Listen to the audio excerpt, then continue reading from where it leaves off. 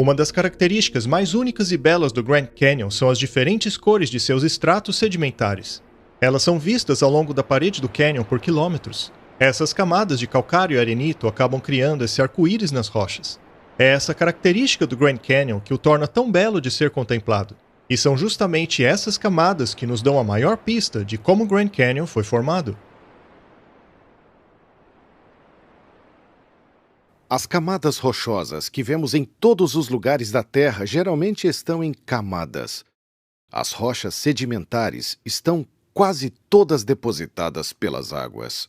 Vemos que essas camadas de rochas são de turbiditos, o que quer dizer que uma grande catástrofe provocou uma ação turbidítica, carregando aquela enorme quantidade de sedimentos por meio de água. Então a água traz a lama ou areia, ou mesmo materiais mais grosseiros, carrega e deposita em uma camada. É normalmente assim que as rochas são formadas na coluna geológica. E então existem diferentes tipos de sedimentos que acabam fazendo com que as rochas pareçam bem diferentes, bem em cima uma da outra. Mas a pergunta é, depois da formação dessa camada, quanto tempo se passa até a próxima camada se formar em cima dela? A tendência geral é crer que, ao longo de milhões de anos, um oceano avançou sobre o continente, depositou uma camada de sedimento e então se retirou, deixando o solo seco mais uma vez. Durante este período seco, que teria durado dezenas de milhões de anos, esta camada sedimentar estaria exposta aos elementos do clima e à erosão. E se apenas ficar lá sem ser coberto rapidamente, então muitas coisas acontecem. As plantas crescem nela, as raízes se espalham, vira moradia de animais. As correntes de água vão cavar canais nela. Então ela não fica intacta. Dezenas de milhões de anos de ação atmosférica e erosão teriam deixado uma grande quantidade de irregularidades entre os estratos, como por exemplo, colinas e vales. Mas não é isso que vemos. Há pouca variação entre os níveis, eles são extremamente planos. E esse período de tempo que supostamente ocorre entre duas camadas pode ser de 10 milhões de anos, pode ser de 15 milhões, pode ser de até 150 milhões de anos, como a gente vê numa certa parte do Grand Canyon, nos depósitos do Grand Canyon. Você espera tanta erosão, na verdade, tanta erosão, que todo o registro já deveria ter acabado há muito tempo atrás. A taxa média de erosão é de cerca de 61 milímetros a cada 1000 anos. Aplicando a taxa de erosão de 61 milímetros a cada 1000 anos, ao longo de um período de 150 milhões de anos, não deveríamos ter 90 metros de erosão, tampouco 900 metros de erosão, mas 9 quilômetros de erosão. Todos os sedimentos juntos que compõem os estratos do Grand Canyon deveriam ter suportado uma erosão 6 vezes maior. Mas o que vemos são estratos horizontais. Isso indica que foram depositados rapidamente em uma sequência muito veloz. Então, é realista achar que 150 milhões de anos se passaram e nada aconteceu com essa camada? Não foram erodidos grandes vales. Realmente não parece que houve esse tempo entre essas diferentes camadas. Estas são camadas turbidíticas, geralmente classificadas de grosso a fino, o que desafia princípios uniformitários. Tinha que ser uma deposição rápida. Quando você tem um intervalo de 100 milhões de anos, você tem algumas milhas de erosões. Ainda assim você olha para esse vão e ele é plano. Se tivesse demorado tanto tempo, você teria que ter erosões irregulares dentro desse vão.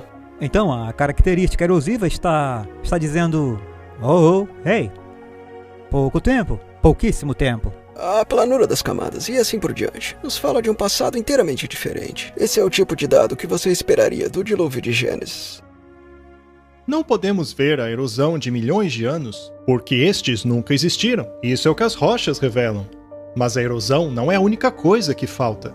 Também estão ausentes camadas inteiras de sedimento, que representam milhões de anos.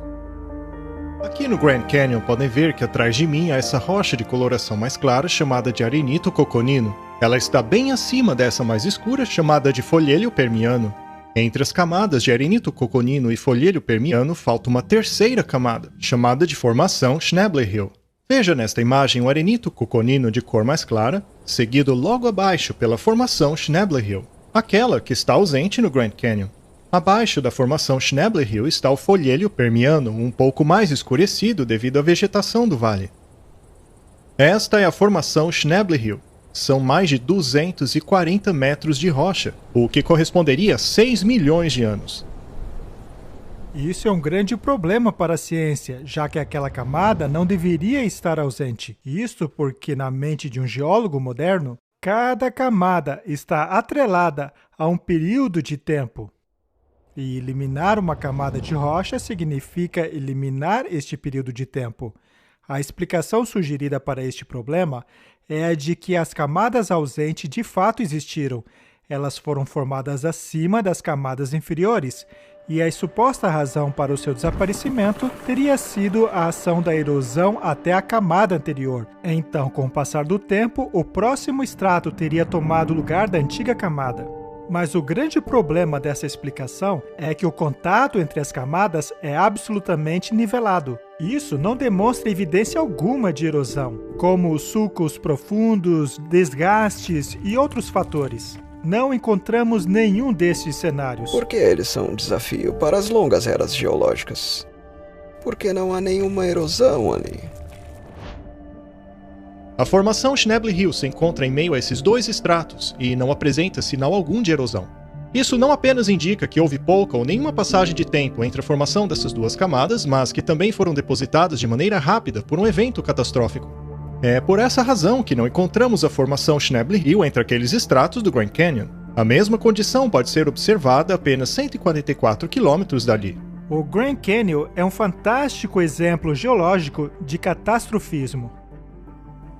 Ele desafia as teorias modernas que procuram explicar essas incoerências. Já neste local, temos calcário Redwall descansando sobre uma camada de calcário Moave. Entre essas duas camadas deveria haver a formação Temple Butte, que representa 155 milhões de anos. No lugar onde ela deveria estar não há nada, assim como também não há evidências dos quase 10 quilômetros de erosão que deveria haver após todo esse tempo. Não há nenhum indício de erosão, nenhuma evidência de deposição. Tudo o que temos é uma área plana.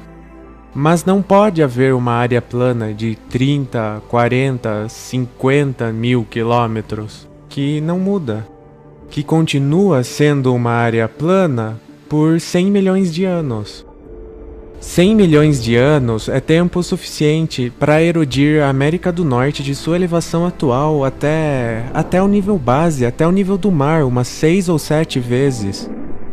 Muitas pessoas falam sobre eles como a primeira aparência de vida.